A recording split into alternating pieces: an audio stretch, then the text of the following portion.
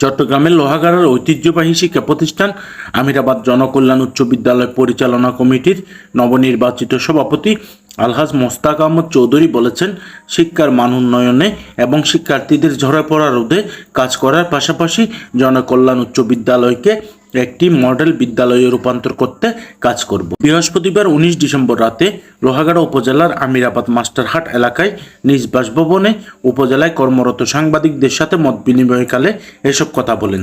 এ সময় তিনি আরো বলেন, জনকল্যাণ হাই স্কুলে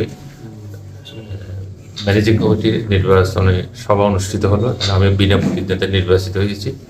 আমার উপর অর্পিত গুরু দায়িত্ব যেটা এসেছে, আমি এটা পূর্ব অভিজ্ঞতার আলোকে, যেহেতু আমি আগেও আমিরাবাদ গোলামবাড়ি মডেল হাই স্কুলের সভাপতি ছিলাম এবং স্কুল পরিচালনার আমার অভিজ্ঞতা আছে এবং কাজ করেছি স্কুল নিয়ে, তার ধারাবাহিকতায় এলাকার লোকজন এবং যারা ম্যানেজিং কমিটির বর্তমানে নবনির্বাচিত মেম্বারেরা আছেন আমাকে উক্ত পদের জন্য যোগ্য মনে করে যে সম্মানটুকু দিয়েছেন, আমি তাদের প্রতি কৃতজ্ঞতা প্রকাশ করছি। এবং পাশাপাশি আমার উপর অর্পিত দায়িত্ব আমি নীতি নৈতিক আদর্শের সাথে পালন করব এবং স্কুলের লেখাপড়া এবং বিভিন্ন শিক্ষাগত উন্নয়ন, অবকাঠামো উন্নয়ন সহ সার্বিক বিষয়ে আমি আপ্রাণ চেষ্টা করব। আমার শেষটুকু দিয়ে স্কুলের উত্তরোত্তর সমৃদ্ধির জন্য আমি চেষ্টা করে যাব।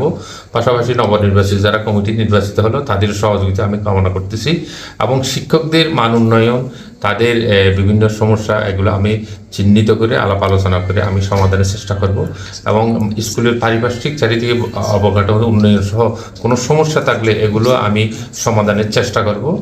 পাশাপাশি শিক্ষার মান যেন উত্তরোত্তর বৃদ্ধি পায়, আমার একমাত্র কাজ হবে এই স্কুলকে একটা মডেল স্কুল হিসেবে লোহাগাড়া উপজেলায় তথা দক্ষিণ চট্টগ্রামে একটা জনকল্যাণকে একটা আদর্শিক জায়গায় পৌঁছে নেওয়া হবে আমার নৈতিক দায়িত্ব, আমার কাজ।